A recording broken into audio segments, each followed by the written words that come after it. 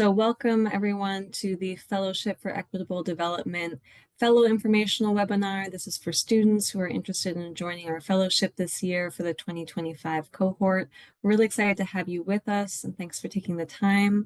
As we get started here, if you can all put into the chat there at the bottom of your screen, maybe what university you're a part of and what area of the country you're in, city, state, so that as we're going through this presentation, we can get a sense of who's on the line and who we're speaking with. So again, welcome, and we're excited to kick it off here.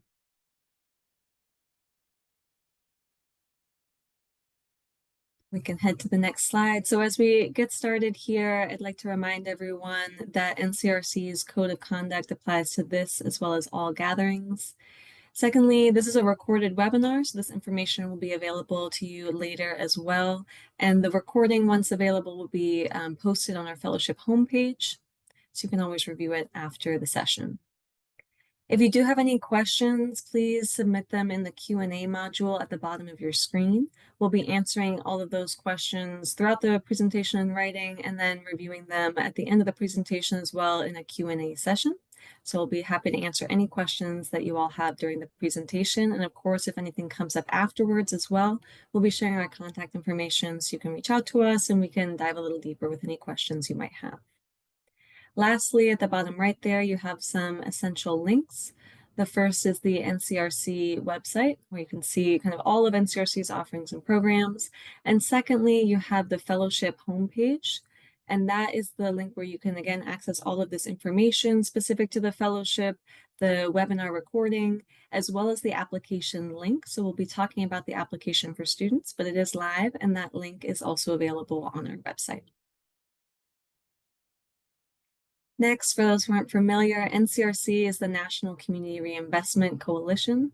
We are a national network organization of over 700 members, and our members and our focus really spans a wide variety of topics from health equity to research, policy, housing counseling, and all of these focus areas are under that same umbrella and with a common mission to build generational wealth and build wealth across our country for underserved populations and all Americans.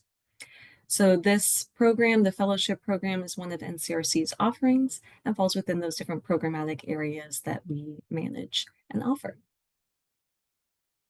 So a little bit about the agenda for today. We'll be introducing ourselves, the community impact team with NCRC. Then we'll go into details about the fellowship, specifically drilling into the role of fellows, the benefits to our student fellows, examples of some past fellowship projects, as well as where to find the current projects that folks are applying for. We'll also go into the timeline for the fellowship and dig deeper into what to expect in the fellowship application. And finally, we'll close out with our Q&A. So my name is Laura Bentley. I'm the Director of Grant Administration with NCRC for our Community Impact Team. On our team, just to make you all aware, we have my colleague Luis Ortiz, who is one of our program managers. And secondly, we have Dia Henderson, who's on the line with us today. She's also a program manager with our Community Impact Team and is the lead for our fellowship program. So you'll hear her speak today, and she will also be the point person for any questions or clarifications that you all need during the application process and in the life cycle of the fellowship. So with that, I will pass it over to you, Dia. And again, for anyone who joined just now in the last couple minutes, if you can go ahead and add in the chat what university you're a part of and city, state that you're located, just so we can have a sense of where kind of folks are coming in from and where the interest lies. So with that, I will pass it to you, Dia. Thanks, everyone. Thank you, Laura. Okay, so thank you everybody for joining us. Like Laura said, my name is Dia, and I am the program manager for our fellowship program. So what exactly is this? What is this fellowship? So we are asking you all to be a part of the next generation of community development leaders. The FED program, or the Fellowship for Equitable Development, empowers you, the next generation of community development leaders, to tackle issues of tomorrow by spearheading local community development projects. So as graduate level students, that means programs or PhD programs, we'll pair you with a NCRC member organization that applied for to be a host organization. And you will be a part of that program for about 8 months paid. And we're asking that you help drive their mission in different realms of affordable housing, small business development, climate resilience, community health and wellness, racial wealth building, and a lot more. So we chose projects in about March of this year. We chose projects and we wanted FED projects that aim to move the needle on racial wealth building, community health and wellness, environmental justice, all of that through the avenues of housing, small business development, and economic mobility. And for that would be for BIPOC and LMI communities in these FED target geographies that I will go over in just a little bit. So we really use this framework to shape every aspect of this fellowship. So we had a very competitive application process for our host organizations.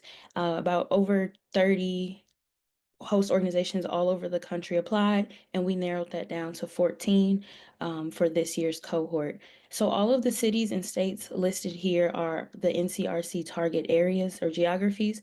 Those that are highlighted are where we chose projects to be this year. So I want you all to keep in mind if you're not in these highlighted geographies specifically, to keep these geographies in mind if you do see yours to apply for the near future. Just because we don't have it highlighted this year doesn't mean we won't have your city or your state highlighted in another year. We are also asking for an in-person aspect, so we ask that you live relatively close to these geographies because we are asking that you have a minimum of 1 day in person at these placements. So the highlighted geographies include Los Angeles, California, specifically like the Santa Barbara area, New Haven, Connecticut, the Washington DMV metro area, Baltimore, Philadelphia, Portland, Oregon, and Seattle, Washington. So what is your role as a potential fellow? Fellows are honestly expected to do not too much in the sense of all you have to do is really execute the tasks that are administered by your host organizations. So whatever deliverables that they've asked to be completed by the end of this 8 month course and the different monthly milestones that they put in their work plan, that's what you are required to do. Also, you are required to respect the 20-hour per week requirement. So this is to ensure that, which also includes an in-person aspect. Again, this is to ensure that you're really connecting with your host organization and getting that hands-on experience. So we are requiring that once a week at least, in-person requirement. If you look at some of the project profiles that we created, which I will show later in the slides, some of them do require more than 1 day in person, and some of them just require that 1 day. So please keep that in mind when you are applying. And then also we do require a few things for the fellows. So one being having those check-ins with the community impact program manager. So me, I like to have check-ins with the fellows just to get to know them and also understanding what are their goals and aspirations to get out of this program, not just with their host organization, but being a part of the NCRC coalition. Also, we ask that you attend the monthly professional development meetings. These meetings are virtual, and we are working with our training team now to solidify those topics. But these trainings are important to just growing your leadership skills and understanding um, this industry a lot more, getting insights on how to be a better professional in the future. And then also we ask that you attend virtual cohort meetings. We do give you all a chance to meet at the Just Economy Conference that I'll touch on in just a bit, but we want you all to form those bonds and understand what each other's projects are and how you can help each other in the future. So we're asking that you do some virtual cohort meetings that I'll organize once we select our fellows. So that leads me into our Just Economy Conference. So our Just Economy Conference is our annual conference that is over 1,000 hosts or 1,000 organizations, lenders, government entities, a lot of different players in the community development realm. They come together in DC every year. This year will be in April. and we host you, the fellows, along with them, and we give you an opportunity to, again, to just meet each other, but also mingle and network with these other entities and learn from the different seminars that we are presenting. And then finally, we require that you complete a report, or two reports actually. So one being about halfway through the interim report, which is due January 30th, and then our closeout report, which is due June 1st of 2026. So what are your benefits? What are the benefits of the fellows? So you get a $20,000 stipend pre-tax for the 8-month part-time fellowship. So again, meeting that 20-hour requirement each week.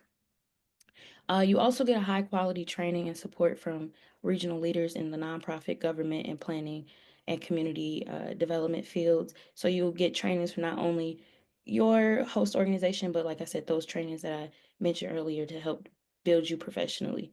I think the best part of this is you get free admission, lodging, and transport for those that are outside of the DMV area to our Just Economy conference that I just mentioned.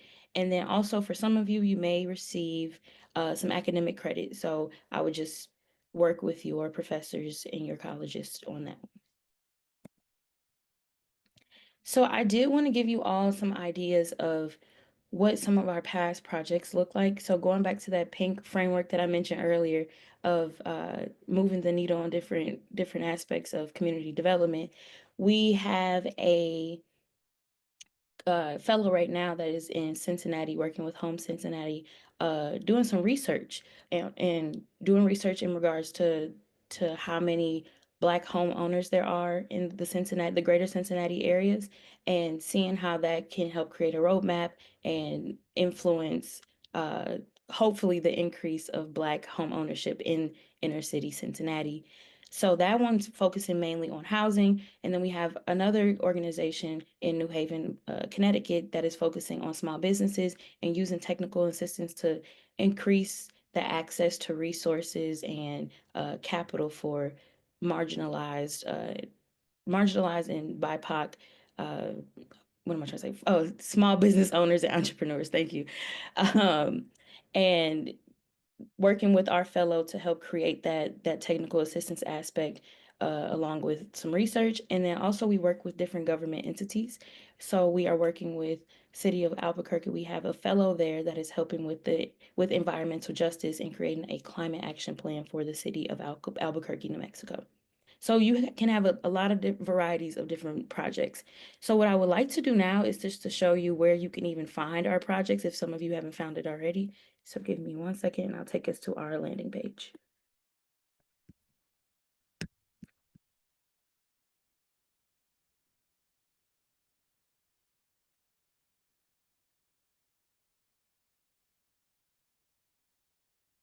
So this is our landing page for the Fellowship for Equitable Development. So you have two options on where you want to apply. You can apply at the top here, or you can apply in the middle. I'll show you that in a little bit.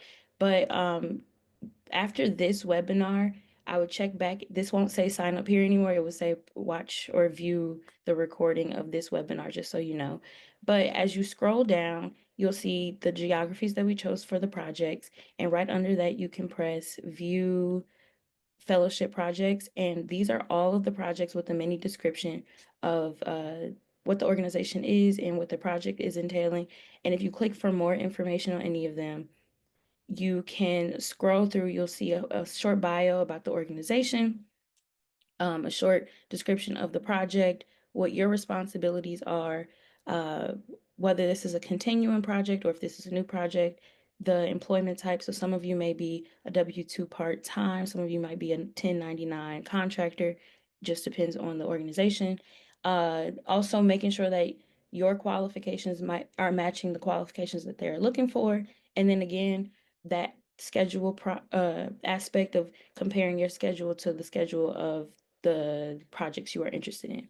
Along with that, we also included the work plan that includes those deliverables that should be made by the end of this fellowship, but also what your monthly milestones will look like. So all of this can be found in each individual project profile. So going back to the slideshow,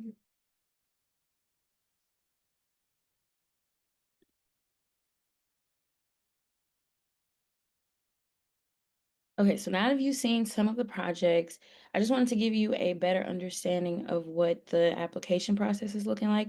So we have completed the first two aspects of this. So the members' projects have been selected. So now it's time for you as students to apply for the projects that you would like.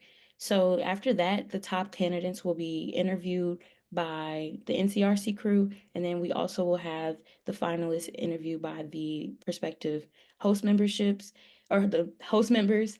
And then we are looking to onboard everybody at the same time, and then the fellowship will commence.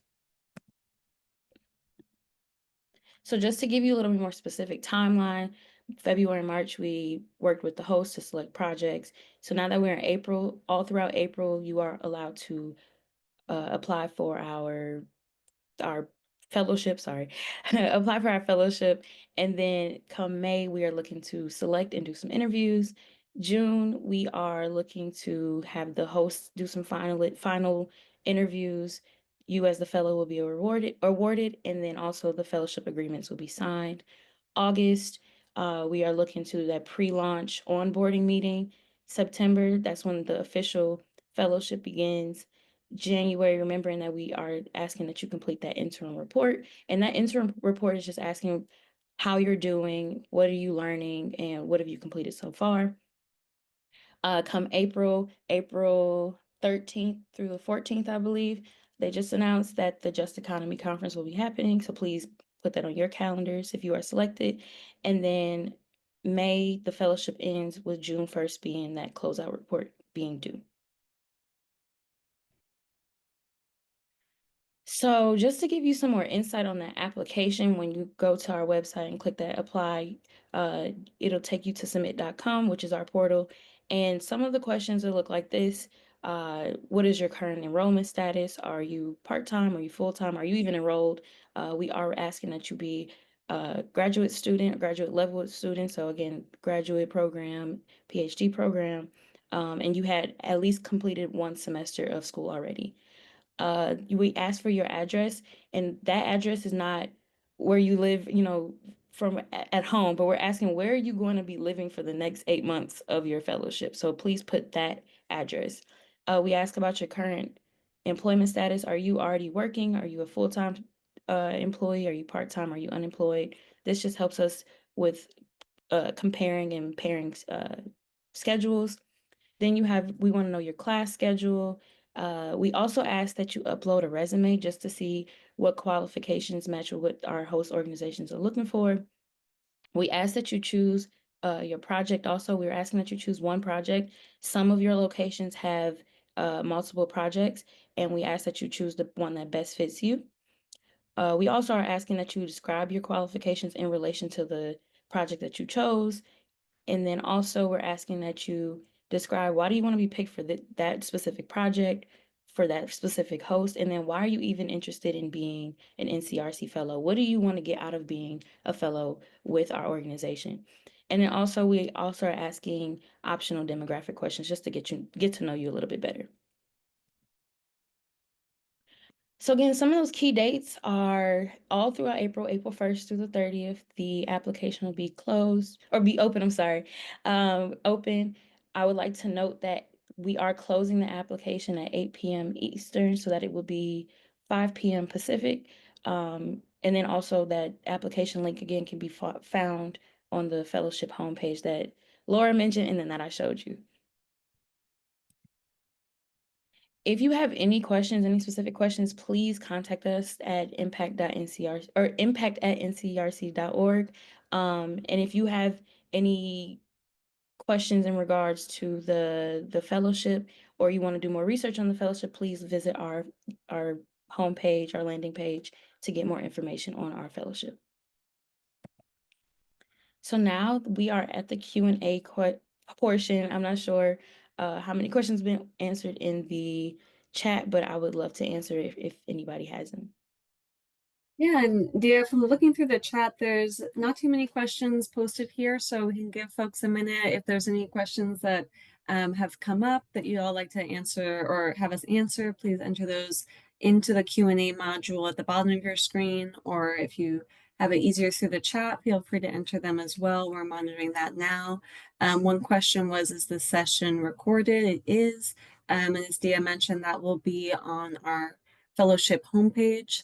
So if you all see there in the chat, and we posted there as well the direct link if you want to click on that and favorite that link to be able to stay up to date with any information there, complete the application, etc. See, so now I'm starting to see a couple questions come through in the Q&A, Dia, so I'll take a look at those. Um, let's see here.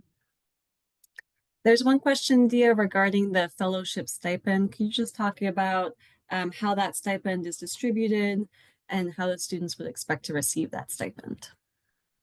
Yeah, so we work with the host organization to help distribute that stipend. So we would give them the money to help distribute it to you all. So, like I mentioned earlier, there was an option of whether you be a W-2 part-time or a 1099 contractor.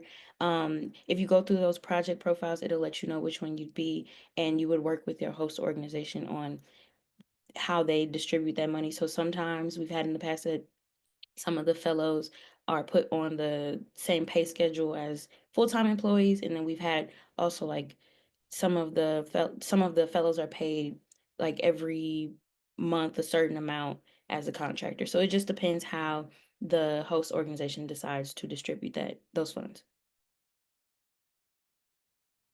Awesome.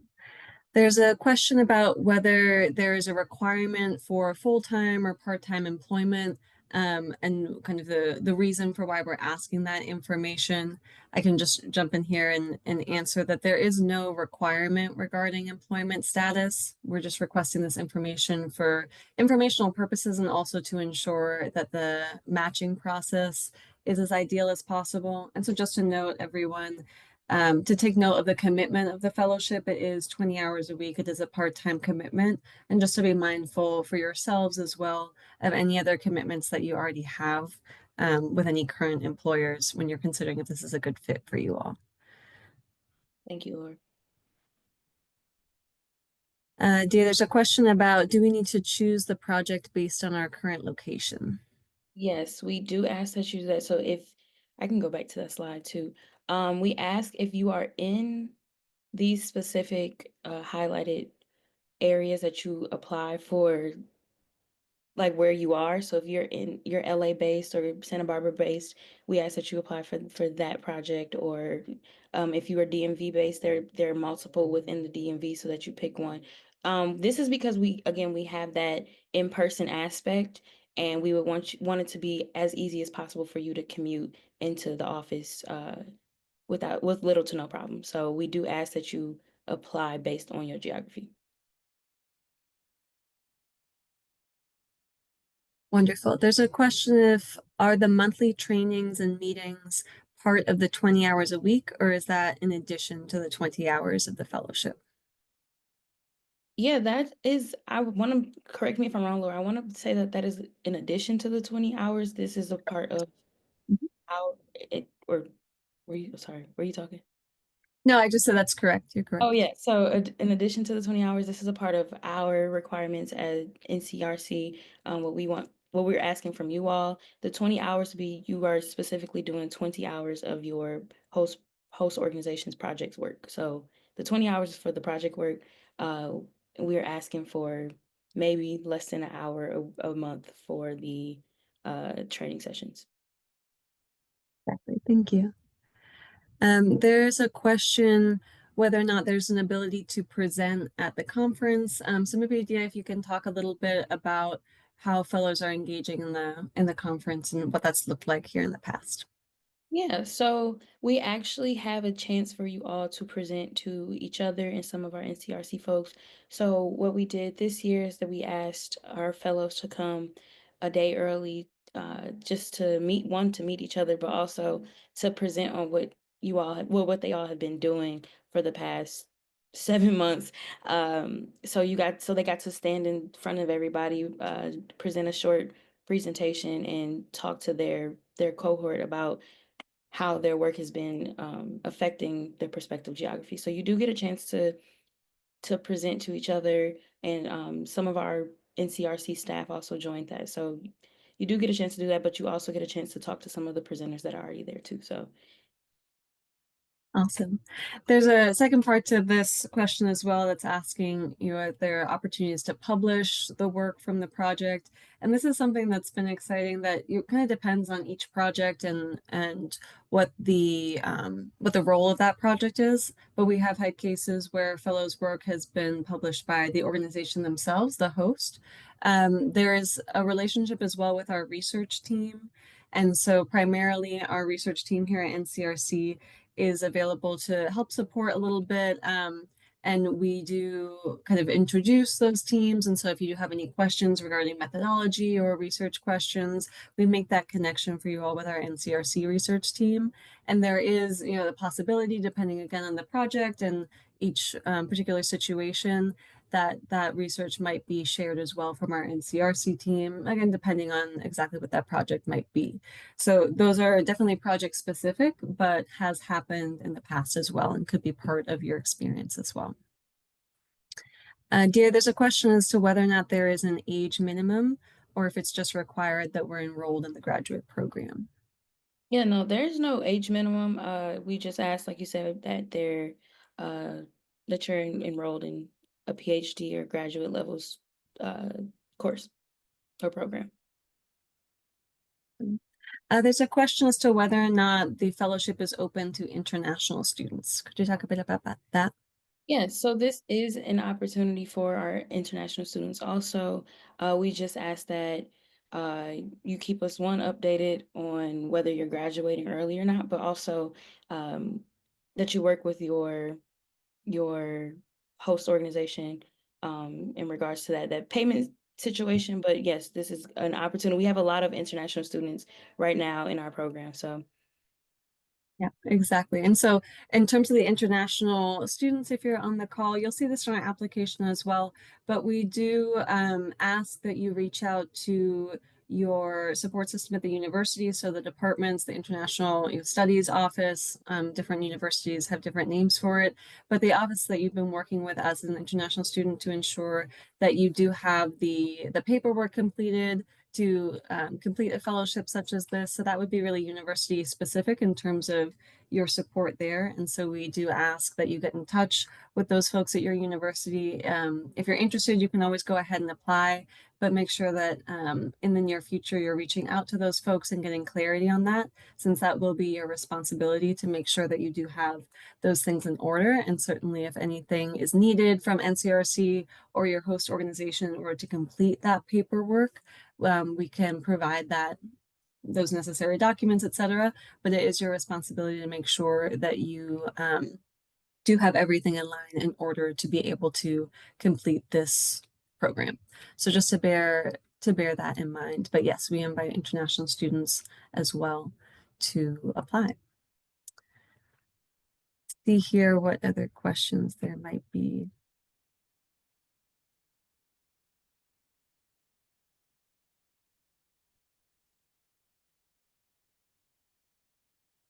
Second here.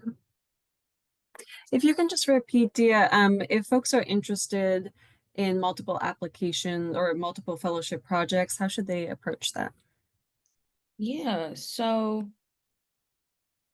we do ask again that you go to those project profiles and just one compare qualifications and also schedule. So that's one thing that I would consider is does which project works with my schedule the most.